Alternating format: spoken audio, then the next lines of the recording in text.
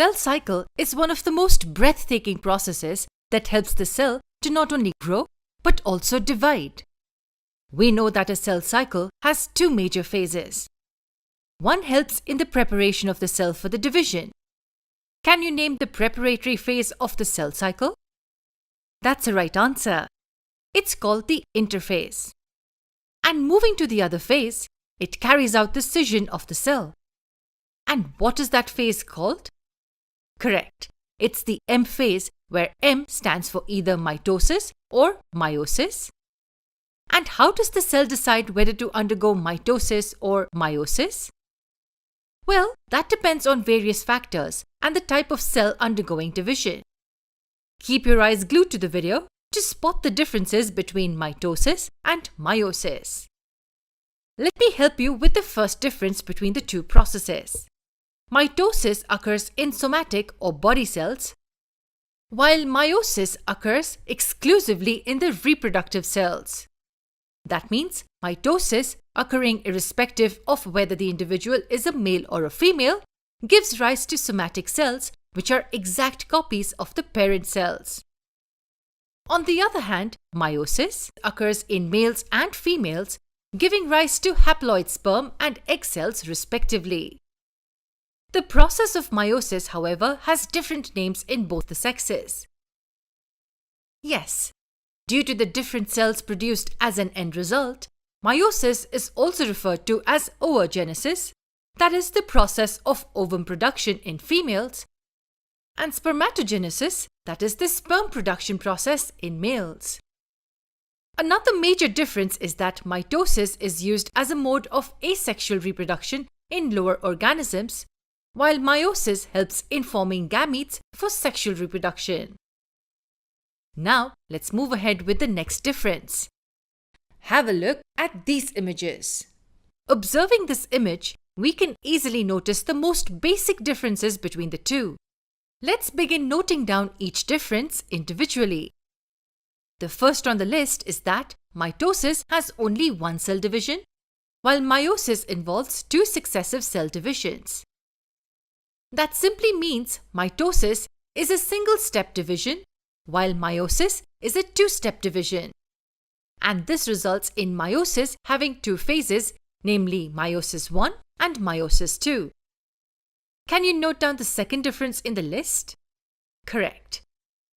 Mitosis produces 2 daughter cells, while meiosis produces 4 daughter cells.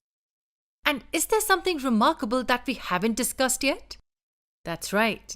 Now let's move on to the next major difference. This difference is based on the chromosomal number of the daughter cells. In mitosis, the daughter cells are diploid with 2 sets of chromosomes, just like the parent cell, while during meiosis, the daughter cells produced are haploid with only 1 set of chromosome. These daughter cells are called gametes, have exactly half the number of chromosomes from the parent cells. The former difference also gives clue about one more difference between the two. What could that be? Well, the image clearly depicts that all the 4 daughter cells produced by meiosis are genetically different from each other, while the 2 daughter cells that are produced by mitosis are genetically similar to each other. Now let's move on to the next difference. But before that, can you tell me how many stages of division does the mitosis process have? Correct. It has 4 stages of division. And is it the same for meiosis as well? The answer is a definite no. Since meiosis involves 2 rounds of division, that is, meiosis 1 and meiosis 2, the process has a total of 8 stages of division. Now moving on to the next difference, this point has been studied by us in the lower grades as well. We have studied that mitosis occurs in all organisms except viruses. And which organisms can have meiosis? Meiosis occurs only in plants, animals, and fungi. Now, let's dive deeper and compare the stages of mitosis and meiosis to explore some more differences between them. The first stage of meiosis 1, that is prophase 1, is very long, consisting of 5 substages. On the other hand, prophase of mitosis is comparatively shorter than prophase 1. Crossing over does not occur in prophase, while definitely occurs in prophase 1. Independent assortment is technically absent in the metaphase of mitosis, while it occurs in metaphase 1.